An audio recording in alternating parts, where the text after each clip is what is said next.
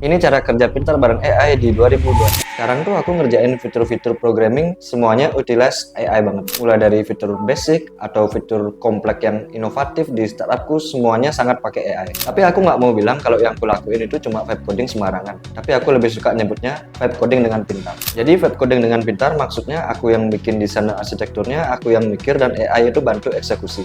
Nah, sekarang aku mau sharing workflow AI yang sering aku pakai untuk bikin project atau fitur-fiturku sendiri. Biar gampang dan ringkas, mungkin aku bagi workflow-nya jadi 3 bagian aja. Bagian pertama, pakai AI buat riset. Jangan pernah kamu minta AI langsung bikin kode, tapi kamu mulai dari riset dulu pengetahuan kamu tentang sistem yang mau kamu buat. Jadi di fase ini seharusnya kamu diskusi sama AI tentang arsitekturmu. Jadi walaupun kamu cuma punya gambaran besarnya aja, di sini kamu bisa bikin sampai jadi sedetail mungkin bersama AI. Di sini juga biasanya aku ngasih konteks proyek-proyek lamaku atau yang pernah aku bikin, supaya AI lebih paham lagi konteks dan gaya pengerjaan kamu. Lalu yang kedua adalah desain. Kalau arsitektur yang kamu bahas dengan AI tadi sudah matang rasanya, kamu bisa lanjut suruh AI untuk bikin file desain yang biasanya kalau aku programming dalam bentuk file markdown. Jadi dari dokumen yang AI bikin tentang arsitektur kamu di fase 1 ini, di sini terus kamu revisi, perbaiki, dan ulangi terus sampai jadi perfect. Nah, di file desain ini biasanya aku selalu include suruh AI-nya untuk bikin unit test dan tes-tes lain.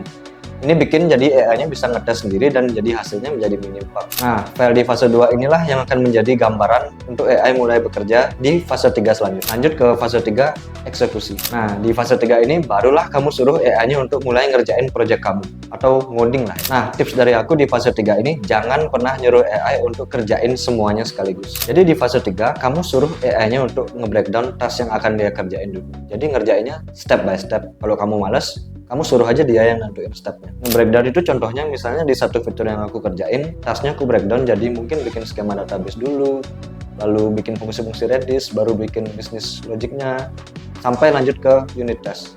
Kayak gitu. Nah, apa untungnya kalau kamu nge-breakdown kayak gini? Jadinya konteks window AI lebih kecil dan token yang dipakai lebih hemat. Jadi AI-nya nggak ngalor ngidul juga.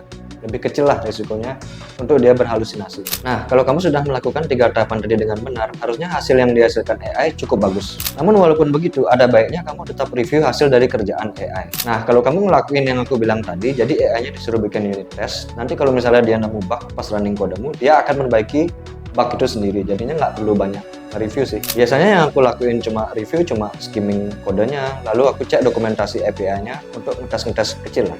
Jadi nggak banyak. Nah, kesimpulan yang aku tarik, AI bukan gantiin programmer, tapi AI ngebantu programmer scale up lebih cepat. Nah, kalau kamu pengen tahu nih seberapa dalam riset yang aku lakuin untuk satu fitur, mungkin kamu bisa pergi ke artikel Mediumku yang membahas tentang autentikasi menggunakan bahasa pemrograman Golang. Ya, walaupun isi artikel itu tutorial codingan, tapi harusnya di situ bisa tergambar seberapa besar riset yang aku lakuin untuk bikin satu fitur. Link artikelnya bisa kamu dapetin di deskripsi video ini. Kalau kamu punya concern tentang workflow yang aku share, atau ada workflow yang lebih bagus, mungkin bisa sharing di kolom komentar.